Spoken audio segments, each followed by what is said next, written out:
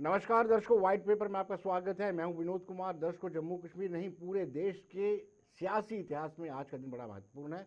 5 अगस्त 2019 को जो संवैधानिक बदलाव हुआ था उसमें 370 में संशोधन किया गया, अमेंडमेंट की गई थी और 35 को रिपील किया गया था, जिसके चलते जो जम्मू कश्मीर के लिए अलग ध्वज और अलग निशान था वो खत्म हो गया।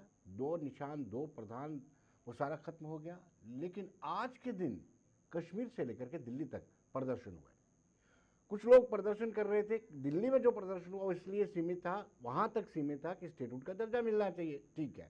लेकिन कश्मीर में जो कश्मीर बेस्ड पॉलिटिकल पार्टीज है, जम्मू में जो कश्मीर बेस्ड पॉलिटिकल पार्टीज है, उनका ये मानना था कि 370 की वापसी हो, 35 से जो अपील किया गया वो वापस जम्मू कश्मीर की जनता को मिलना चाहिए। यानी आप जितना सोच सकते हैं कि जो राइट्स वेस्ट पाकिस्तानी रिफ्यूजियों को दिए गए, जो वाल्मीकि समाज को दिए गए, या फिर गुरखा बिरादरी को जो राइट्स दिए गए, क्या ये वो लोग हैं जो प्रोटेस्ट कर रहे हैं इन लोगों के अधिकार वापस लेना चाहते हैं? ये वो लोग हैं जिनको वोट डालने का अधिकार नहीं था।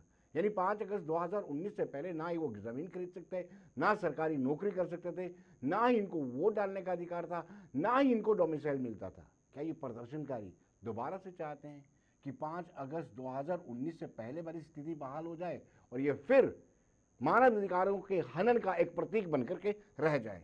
ऐसा ही मुझे कुछ लगता है। लेकिन आइए, जश्न मना रहे हैं।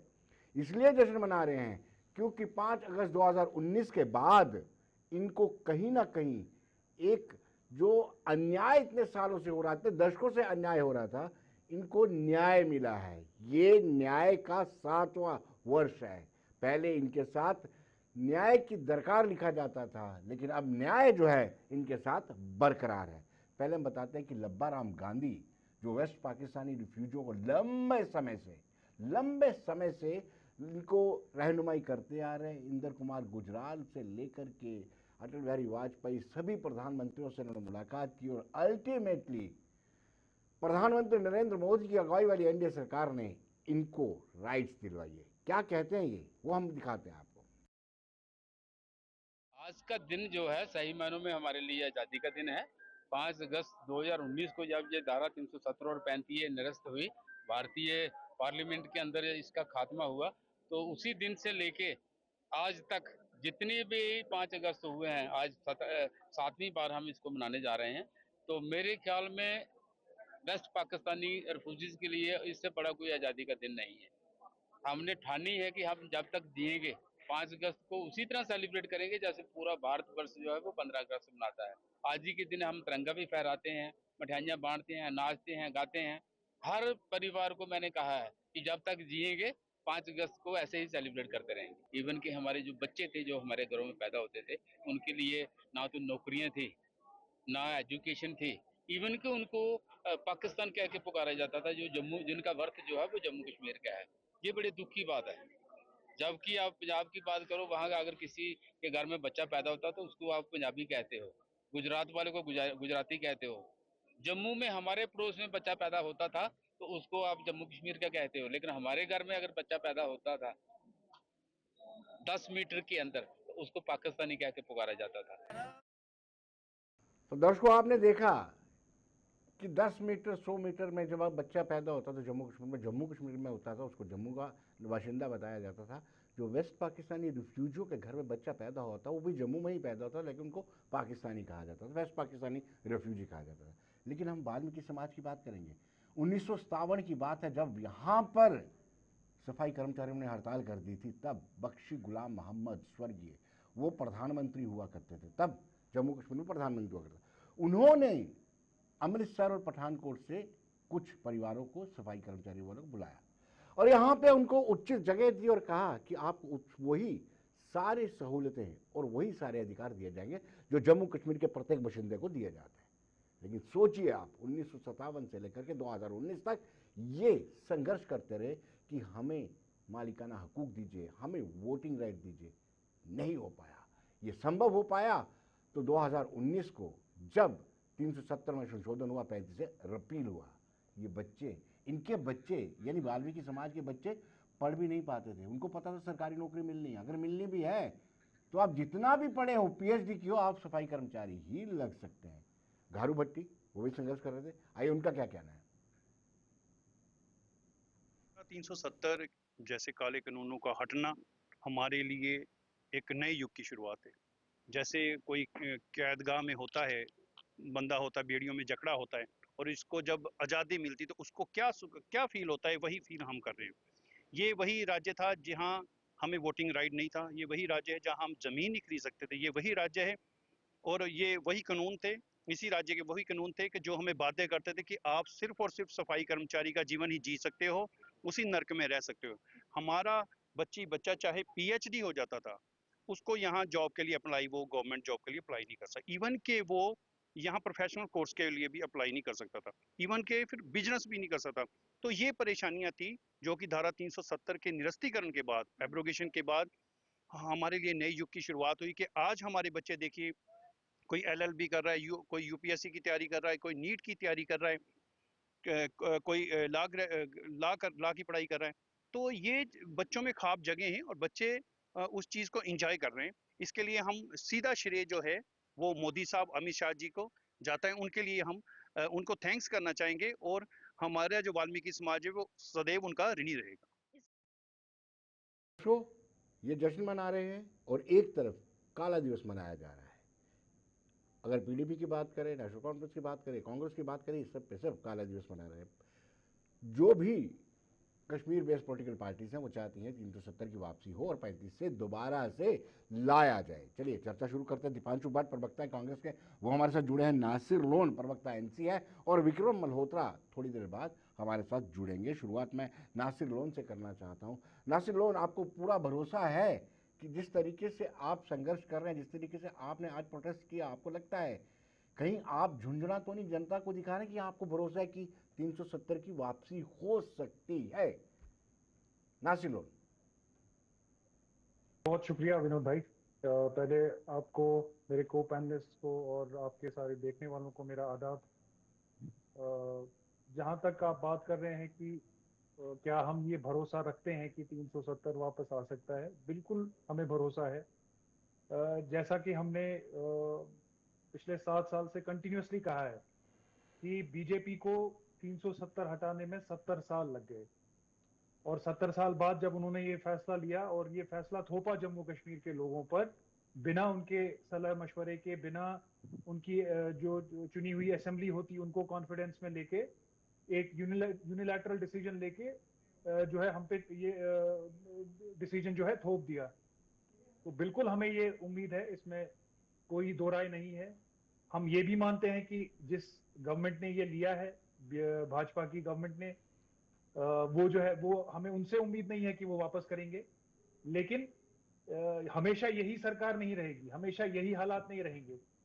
और आने वाले वक्त में जैसा कि मैं इससे पहले भी डिबेट में कह रहा था कि जिस सुप्रीम कोर्ट का हवाला आज बीजेपी देती है, उसी सुप्रीम कोर्ट ने 3 फैसलों में ये कहा था कि 370 जो है वो परमानेंट है और उसे जो है बदला नहीं जा सकता।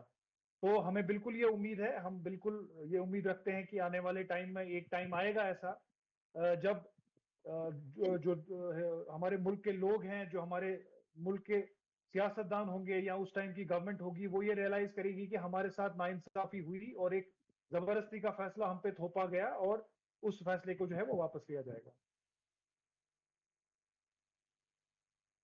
से जानना चाहते हैं दीपांशु जी, आज जो लोग प्रदर्शन कर रहे थे वो चाहते हैं कि जो वेस्ट पाकिस्तानी रिफ्यूजी गुरखा बरादरी को या फिर वाल्मीकि समाज को न्याय मिला है वो अन्याय में तब्दील हो जाए। जब आप प्री 5 अगस्त 2019 की बात करते हैं तो ये तो उसके बाद हुआ है। दीपांशु जी। नहीं, यहाँ पे शब्दों को तोड़ मरोड़ के भारतीय जनता पार्टी पेश कर रही है जी, तथ्यों को छुपा रही है। चाहे वो हमारे पीओजी के भाई बहन हो, वाल्मीकि समाज के हमारे भाई बहन हो, गोरखा समाज के हमारे भाई बहन हो। ऐसा नहीं है कि 5 अगस्त 2019 से पहले कोई हक हकूक उनके पास नहीं थे। मैं आपको तथ्यों के साथ ये बात करना चाहूंगा। पहले बात करते हैं पीओजे के रेफ्यूजीज की, क्योंकि ये जो इनके मिथ है भारतीय जनता पार्टी के, इसको डिबंक करना बहुत ज्यादा आवश्यक है। सभी तीनों कम्युनिटीज को यहाँ पे रिस्पेक्टेड इंडियन सिटीजनशिप दी गई थी। पीओजे की बात करो तो 2000 करोड़ का एक कॉर्पस फंड, एक PM package doctor Manmohan Singh ji ने एलोकेट किया था। 25 लाख हर पीओजेके के परिवार को देने का वादा कांग्रेस पार्टी ने किया था, भाजपा ने उसको इंप्लीमेंट करना था, कर नहीं पाई थी। सभी कम्युनिटीज को वोटिंग राइट थी। गोरखा समाज की बात करो, गोरखा समाज को दीपांशु जी, एक्सेसिबिलिटी ये थी रिफ्यूजीज, आर्म्ड फोर्सेस में काम करने की। दीपांशु जी आपको रोकूंगा, दीपांशु जी नहीं, आपको, मुझे पूरा बताने आप दीजिए नहीं ये नहीं, वेस्ट पाकिस्तानी रिफ्यूजी और पीओजे के रिफ्यूजी अलग अलग हैं, इसको आप थोड़ा रेक्टिफाई कर लीजिए। मैं बिल्कुल अलग अलग है, लेकिन जो उनका कंपनसेशन पैकेज आया था दैट वाज कंसोलिडेटेड। नहीं, ठीक है, द उनका कम्युनिटीज सेपरेट कैन था। बी डिफरेंट, कम्युनिटीज अलग अलग हो सकते हैं। कम्युनिटी नहीं, मैं आपको रिक्वेस्ट करता हूँ कि आपको शायद पता होगा या थोड़ा पे कंफ्यूजन है आपको। मैं बहुत ही रिस्पॉन्सिबली कह रहा हूँ, the compensation was for 2000 crore package, 25 lakh rupees per family was promised by the Congress party. Gorkha समाज की बात करूं, गोरखा समाज को easy access to arm forces थे। जितने भी सेंट्रल स्कीम्स है, they were eligible to receive benefits from the central government. जो यहाँ पे पॉइंट ऑफ फैक्चुअली कंटेंशन है, रॉन्ग। जो पॉइंट ऑफ इशू है, वो इशू ये है कि जम्मू कश्मीर रेजिडेंसी प्रूफ विक्रम जी क्या कह तीन रहे हैं कम्युनिटीज को मिल रहा फैक्चुअली है या नहीं रॉन्ग है मिल रहा ये, है। वो विक्रम जी कह रहे मुझे हैं ये। कंप्लीट करने दीजिए, जी फैक्चुअल मैं पूरा फैक्ट ही बता रहा हूँ, जी, मेरी सुनिए। जो यहाँ पे इशू था वो जम्मू कश्मीर की परमानेंट रेजिडेंसी का था, वो नहीं थी इन तीन कम्युनिटीज के पास।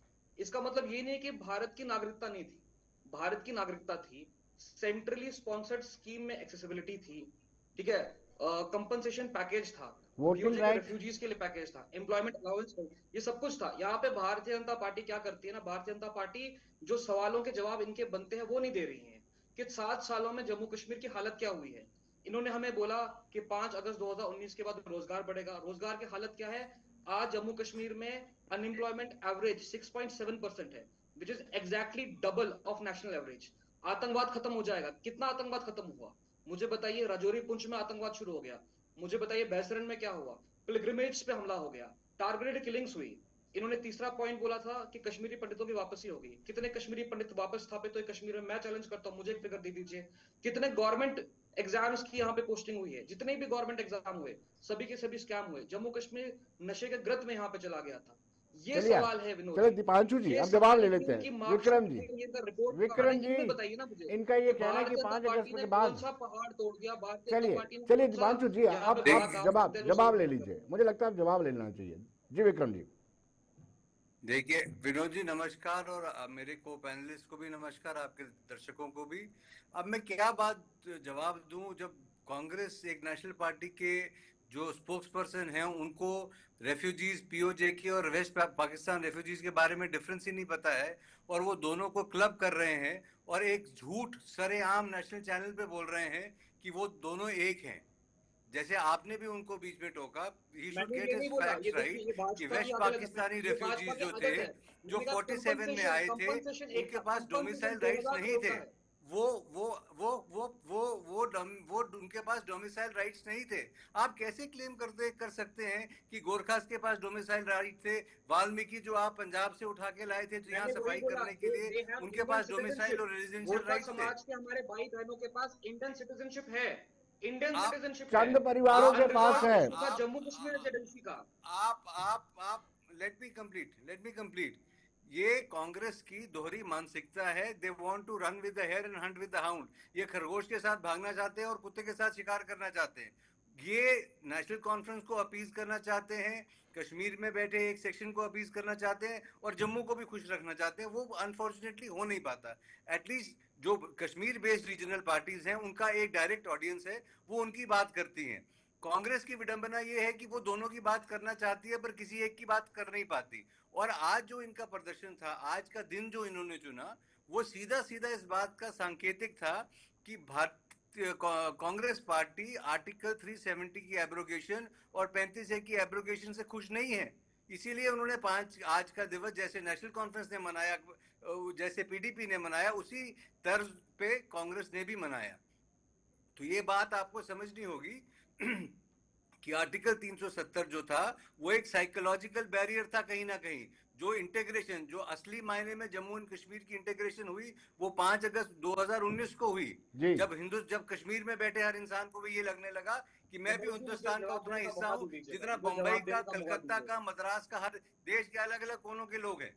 तो आज जो 370 की एब्रोगेशन को हमको सिर्फ ऐसे नहीं देखना चाहिए। एक समय था जब पाकिस्तान डिसाइड करता था वाया हुर्रियत कॉन्फ्रेंस की स्कूल खुलेंगे कि नहीं नहीं खुलेंगे, खुलेंगे, ठीक बाजार ठीक ठीक, खुलेंगे कि नहीं खुलेंगे, राइट कब राइट कब राइट। छुट्टियां होंगी, कितने दिन बैन चलिए लगेगा, नासिर भाई, तो विनोद जी आज मुझे हम जवाब मैं वो आपके देने पास जीते दो आता हैं हूँ, थोड़ा सा। कि नासिर भाई आपके जम्मू पास आता हूँ, लेकिन कश्मीर। दीपांशु जी कुछ कहना चाहते हैं। जी दीपांशु जी, बिल्कुल बिल्कुल, मैं कम शब्दों विक्रम जी में, को ये कम बताना शब्दों में, चाहूंगा। हाँ। इन्होंने कहा कि 5 अगस्त 2019 के बाद ही जम्मू कश्मीर की इंटीग्रेशन हिंदुस्तान के साथ हुई है।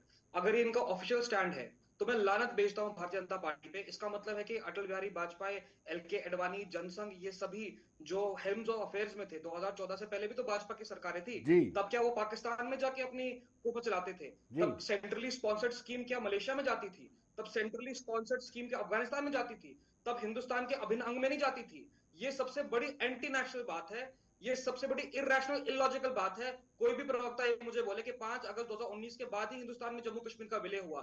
ये जनता को बेवकूफ बना सकते हैं, अपनी पार्टी में अपने कार्यकर्ताओं को बेवकूफ बना सकते एंटी हैं, लेकिन नेशनल तो कांग्रेस वो के है जो कार्यकर्ता आपने को किया। बेवकूफ नहीं बना सकते एंड आप। प्लीज मेरे सवाल प्लीज बड़े स्पष्ट एंड है। प्लीज फिर दीपांशु लानत है जी, अटल बिहारी आई वाजपेयी पे, एक्सपेक्ट सम लानत है decency L K and Advani decent पे, लैंग्वेज लानत है आरएसएस फ्रॉम पे। यू। फिर ये आप पढ़े फंड्स लिखे कहां पे जा आदमी रहे हैं, थे? नहीं नहीं, मुझे लानत बताइए ना। ये लानत तो भेजेंगे तो इंटरनेशनल बात लानत कर रहे हैं। मिलेगी। फिर फंड सेंट्रली आप पढ़े लिखे स्पॉन्सर्ड फंड्स नौजवान कहां हैं, जा रहे थे फिर? माइंड योर लैंग्वेज, 2000 नहीं, मुझे नहीं माइंड योर बताइए। लैंग्वेज, यू आर ऑन 2000 से नेशनल लेकर टीवी। 2004 तक ये कहां जा दीपांशु रहे थे जी, पैसे? आपसे इस तरह के 2000 शब्द से मैं उम्मीद 2004 नहीं तक करता था। सेंट्रली स्पॉन्सर्ड जी स्कीम्स के आप पैसे अपनी कहां जा रहे लैंग्वेज थे? मैंने इनसे संभालिए। सवाल पूछा नासिर कि भाई, एम्प्लॉयमेंट का क्या हुआ? 5 जी 5 अगस्त नासिर भाई, 2019 के लानत बाद जम्मू उमर भेजेंगे तो कश्मीर में अब्दुल्ला लानत कितनी कहते हैं मिलेगी। कि डिप्लॉयमेंट बढ़ी? पहले स्टेट उसका हुड जवाब होना दो। चाहिए, कितना उसके बाद आतंकवाद खत्म हुआ? पहला उसका जवाब पड़ाव दो। हमारा कितने स्टेट हुड है, कश्मीरी उसके पंडित बाद वापस बसे? 370 की बात उसका है, जवाब तो दो। उससे थोड़ा कितने कमजोर नए नहीं पड़ बिजनेस आए? जाता है? उसका जवाब दो। जी नासिर भाई, नहीं नहीं, नहीं, बिल्कुल नहीं। मेरे देखिए सवाल देखिए देखिए क्या? विनोद जी, एक तो मैं ये विक्रम जी की बात का जवाब दूंगा जो इन्होंने कहा। इन्होंने एक अंग्रेजी मिसाल दी, मैं भी एक अंग्रेजी मिसाल दूंगा कि the cure for sore throat is not to cut the throat. मैं, चलिए लेट अस अज्यूम कि कुछ प्रॉब्लम्स थी, चाहे किसी एक पर्टिकुलर कम्युनिटी को थी, क्या वो रिजॉल्व नहीं हो सकती थी? क्या भाजपा की सरकार नहीं थी वहां जम्मू कश्मीर में 5 अगस्त 2019 से पहले? ये तो वो रिजॉल्व कर सकते थे। जस्ट बिकॉज उसमें आपको लग रहा है कि कोई एक चीज गलत है, इसका मतलब ये नहीं है कि आप उसको सिरे से ही जो है वो काट देंगे। और जब आपने उस टाइम पे पार्लियामेंट में जब आपने जो जस्टिफिकेशन दी इसकी, आपने कहा कि यहाँ उग्रवाद 370 की वजह से है, ये खत्म हो जाएगा तो सारा वो उग्रवाद खत्म हो जाएगा। क्या उसके बाद आपने देखा नहीं कैसे हालात बने हुए हैं कश्मीर में? अभी भी बिल्कुल वही चल रहा है। और जैसे दीपांशु कह रहे थे कि अब तो पुंछ राजौरी की तरफ भी फैल गया है, तो ये सिर्फ भाजपा का एक पॉलिटिकल मुद्दा था जिससे ये पॉलिटिकल माइलेज गेन करना चाहते थे। और देश के हर एक स्टेट में जाके ये इन्होंने इलेक्शन इसी मुद्दे पे लड़ा। जैसे कि जो महाराष्ट्र में अगर इलेक्शन है, मध्य प्रदेश में अगर इलेक्शन है, उनका वहां पे जो लोकल इश्यूज है उनका कोई मोल नहीं। बस जी हमने 370 हटा दिया, आप हमें इसलिए वोट दे दीजिए महाराष्ट्र में या मध्य प्रदेश में। तो ये बिल्कुल गलत चीज है। जहां तक आप बात कर रहे हैं कि उमर साहब का स्टेटहुड पे फोकस करना या स्टेटहुड डिमांड करना, उससे क्या 370 का कॉज कमजोर होता है? बिल्कुल नहीं। हमारा बिल्कुल ये straight forward point of view है कि हम ये बिल्कुल प्रैक्टिकल होकर समझ रहे हैं कि जिस बीजेपी की गवर्नमेंट ने 370 हटाया, हम उनसे इसे वापस देने की उम्मीद नहीं कर रहे हैं। लेकिन इसी बीजेपी की गवर्नमेंट ने चाहे पार्लियामेंट में, चाहे सुप्रीम कोर्ट में, या चाहे किसी भी पॉलिटिकल फोरम पे या मीडिया में कंटिन्यूअसली हमें ये जो एक वो कंटिन्यूअसली इनका स्टैंड रहता है कि जो स्टेटहुड है हम वो रिस्टोर करेंगे। और जो इन्होंने चलिए सुप्रीम कोर्ट में बिल्कुल उसकी टाइमलाइन भी दे दी कि हम दीपांशु पहले आपके पास आता हूँ, डिलिमिटेशन कराएंगे, लेकिन उसके पहले बाद विक्रम जी से जान इलेक्शंस लेते कराएंगे, हैं। उसके बाद दीपांशु, स्टेटहुड रिस्टोर करेंगे। विक्रम जी, सवाल यह है कि अब जब पार्लियामेंट की रिकॉर्ड देखते हैं, पार्लियामेंट में आपकी स्टेटमेंट देखते हैं, तो ऐसा लगता है कि बहुत बड़ा बदलाव आया है। आप कभी बार लिखते हैं 86% डिक्लाइन आया है टेररिज्म में, लेकिन ये लोन साहब कह रहे हैं, दीपांशु भट्ट कह रहे हैं, कोई भी ऐसा बड़ा तीर नहीं मारा है 5 अगस्त 2019 के बाद। विनोद जी, आपको ये मानसिकता समझनी पड़ेगी। नेशनल कॉन्फ्रेंस और कांग्रेस एक कोalition सरकार चला रही है यहाँ, जिसमें दोनों इस सरकार का हिस्सा हैं, पहली बात। दूसरी बात, अपने सरकार के फेलियर्स को छुपाने के लिए श्री उमर अब्दुल्ला जो चीफ मिनिस्टर है स्टेट के, वो हर 5 मिनट के बाद एक रिफ्यूज लेते हैं स्टेटहुड में। जैसे स्टेटहुड की वजह से जब उमर अब्दुल्ला साहब ने चुनाव लड़ा था, उससे पहले उनको घर बुला के किसी ने बता दिया था कि आपको इलेक्शन लड़ते ही आपको स्टेटहुड दिया जाएगा। स्टेटहुड का वादा जो है पार्लियामेंट के पटल पे किया गया और वो निभाया जाएगा।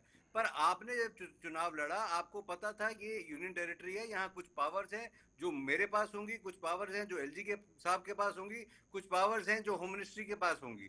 वो एक सब कुछ जानते हुए चुनाव में सभी पार्टियां गई थी और एक यहाँ सरकार बनी।